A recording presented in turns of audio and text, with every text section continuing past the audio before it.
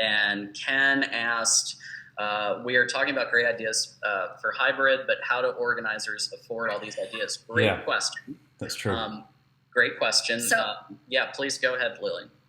Sure. I was going to address this earlier too, actually, and I forgot. But Vanessa brought up, the B word, budget, right? And of course, anything and everything would be wonderful. But I think the way to tackle that B word is really to look for a network of vendors. I think John mentioned this earlier, or Oliver did, about preferred vendors, and that's where you start finding people who have already worked together before in the past, people who know how to operate around each other.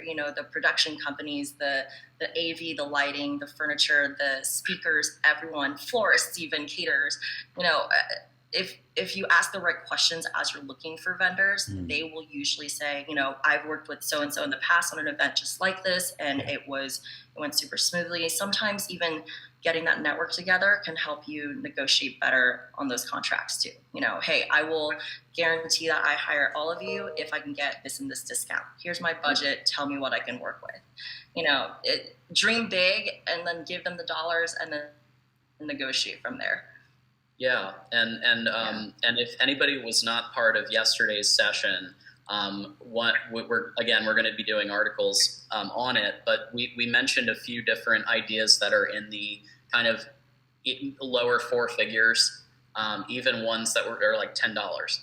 So there's definitely a range of ideas at every single budget for helping with interactivity. You don't need to do Travis Scott Fortnite level craziness, right? Although, hey, go for it if you can, right? But there's things that you can do at every budget. I think Trish, you've kind of worked with a lot of these different types of people too. Yeah, it's to just kind of go through it. I think a lot of people are on the right path in the way that they're answering in chat. You just have to think about your event. Not all events need all the things. Partner, as Lillian mentioned, partner with the right people, and and work with people who also educate themselves.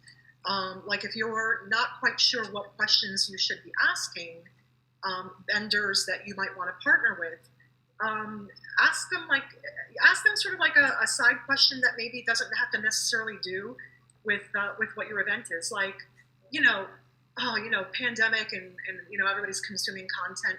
Are you following any really great podcasts? Are you, ask them about how they're educating themselves. Because, anyone who is in the industry and, and values themselves as a professional, they'll say, I was on the Venue IQ, webinar the other day, and that was really great information. Or, I talked to so-and-so, or I serve, personally, I serve on association boards, and they should be able to fire back with at least 2 or 3 good, hints that, they read articles, they watch webinars, they educate themselves. This is a good person that is a good educational resource for me. That'll tell you all you need to know. Really, it'll tell you all you need to know, because people can't answer that question.